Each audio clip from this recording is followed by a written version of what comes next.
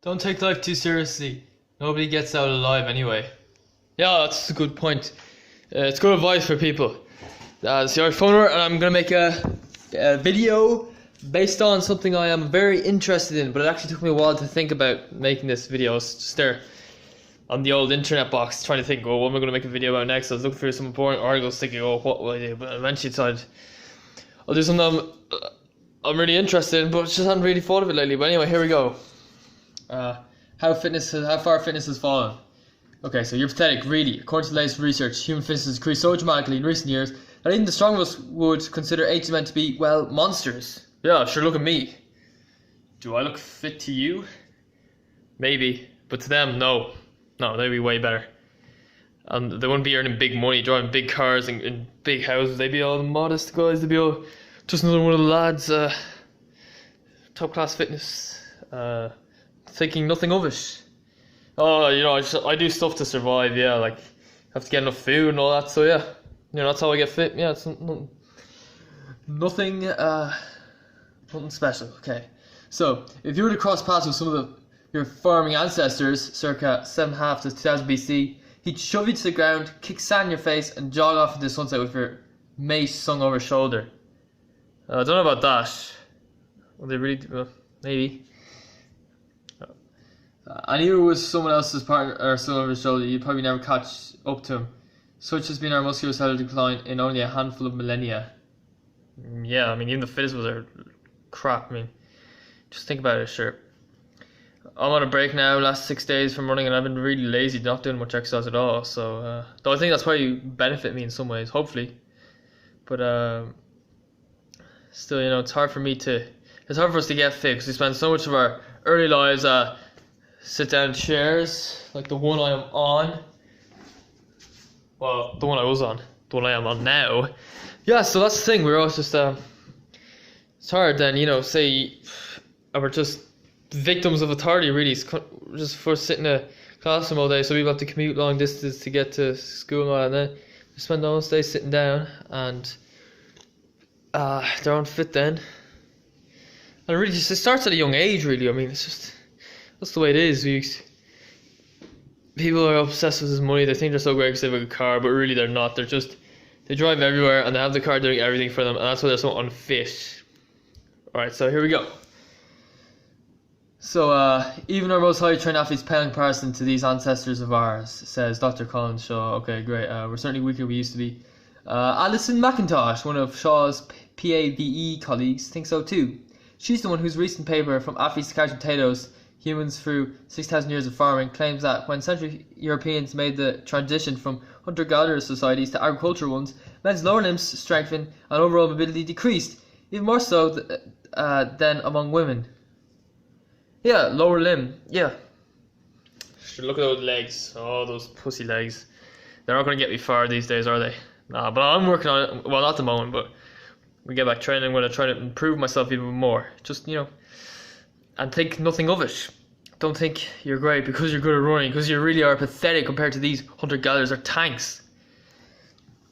Okay, so McIntosh, Cambridge PhD candidate, compared lesser scanned femurs and tibia of skeletal from around 3400 BC to AD 850. She then cross-checked her findings. Oh yeah, so she's looking around bodies from 1,000 years ago. She's probably going to compare them to now. Is she? And found that the ability among male farmers to move about their environment 3,703 years ago was, on average, a level near that of today's student cross-country runners. What? Student cross-country runners? Jeez, I thought they'd be better than that. You're saying they're monsters compared to even the fittest trained. Now, that seems like a bit of a contradiction.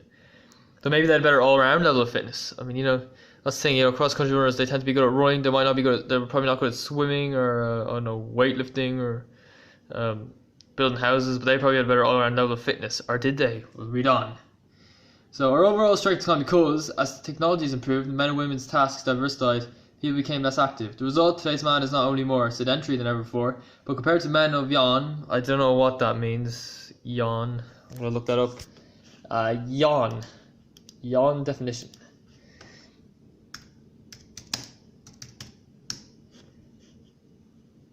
Yon, I don't know what that means. Okay, so here we go. Let's just say We do.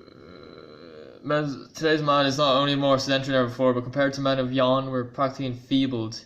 We do much less than our ancestors, says Rob Wolf, ancestor of the Paleo Studio Solution, and our skeletons reflect this decrease in activity. Yeah, so that's the thing. We're doing less. This thing, just sitting down in showers and all that, and yeah, people look at our the running times to say a 5k. They think 20 minutes is a very good time. So it's really not. It's slow. I mean, if you get an elite athlete to do a 20-minute 5k, it'll look like he's walking. It's just that people aren't as fit, and it looks kind of hard. And when they're doing it, it feels hard. That's the thing. This decline in physical activity and bone strength has led to osteoporosis, decrease in fitness, obesity, and myriad other problems and diseases. Ironically, we have an overabundance of nutrition and we train better, says Shaw. We're overweight or we're not challenging our bodies like we used to. Yeah, they're overabundance in nutrition. Yeah, that's not helping us. I mean, I think it was just back in the day they were getting adequate nutrition. That was the right thing to do. And they had a balanced diet rather than us now just eating all the crap. Vegetable soup, geez, very bad for you. Okay. The average US citizen is considerably less fit than the average hunter-gatherer or forager, says. The average hunter-gatherer or forager. Wait, is that guy who works in the forest? I will look that up. And we will come up with an answer. Forager. Forager is one who forages, looks for forage. What does forager mean in history? The acquisition of food by hunting, fishing, or the gathering of plant matter. Oh, foragers, okay. I would have thought that would be more or less the same as hunter-gatherer, but anyway. The average US is considered as fish. I'd say it's in other countries as well, third world. The lesson to be learned is not from early farmers and their dietary and exercise patterns, but rather from our hunter-gatherer ancestors and their dietary and exercise. What? From early farmers and their dietary and exercise, rather from our hunter-gatherers, yeah. These examples represent the norms for our species and the environmental experiences which conditioned our genome. That's the thing, we've changed our world for the worse. I mean, more and more houses, cars, busy roads, buildings, less and less of the old nature, the fields, the trees and all that, it's all gone. So, I made a video on how we can help the environment, such as not shaving and growing beards. Not really. But I think growing a beard is supposed to be natural for adult males. It just shows that you're a sign of maturity, I guess. So Cordain, for one, thinks we should eat and live like our hunter-gatherer ancestors. Look, I don't think that's going to happen though anytime soon. Whose meat-heavy diets, yeah, right, gave them more muscle mass and enhanced their athletic abilities and performance. Wolf would add in weight training, stretching, and in particular cross-country running, because it challenges our bodies in the same ways hunter-gatherers had to navigate uneven terrain and the ups and downs of hills, all of which increase our physical robustness. They said they're meat-heavy diets, but I heard somewhere else that they're mostly herbivore. They only ate animals if there was a shortage of plant foods, or else if somebody was it took so much energy to get those big animals. You have to be. Humans didn't have the speed to cast them over a short distance, so we had to run over long distance and cast them over hours, and or else you find them from leftovers from other carnivores. Okay. So what is where were we? Do all that you can to reclaim your physical or your aging potential. Advisor. If folks train hard, they can achieve remarkable levels of physical development. Yeah, patience. All right, so PD. Okay. Let's shift some metabolism so that it is geared more towards carbohydrate. Okay, let's see what else. How fit were the hunters and gatherers? It depends on what you mean by fit. If you are thinking of today's standards for fit for Americans, then the answer may be it depends. If you look across time, the answer is that they were as fit as they needed to be in order to survive, and yeah, as fit as they need to survive. That's the thing. A lot of people just going along with the crowds, just and all that. As fit as you need to be. I mean, okay, so what? You walk a mile down to the bus stop. You take the bus, you walk another half mile to get to your workplace, you sit down the whole time. You walk a half mile from your workplace to the bus stop, you take the bus, and then you walk a mile to get home. So what, you walk 3 miles? Yeah, you need to be able to do that. So you do that. Okay? But the average sedentary lazy person, after doing that, is not going to go off for a 10-mile run in the evening. No, it's just, I don't know, some people just don't do it. Okay, so that is a good answer. Good start to the answer. I studied anthropology in the early 80s. Good. Hunter-gatherers live in a very demanding world.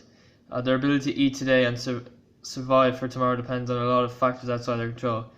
They range far and wide looking for plant and animal-based foodstuffs. Mostly plants, from what I've heard. The amount of ranging and hunting requires them to eat enough to cover their activities and then some. What? They are at the mercy of weather and breeding capabilities of the plants and animals around them. If there is a drought, is there a drought? Is there a flood during pollination time?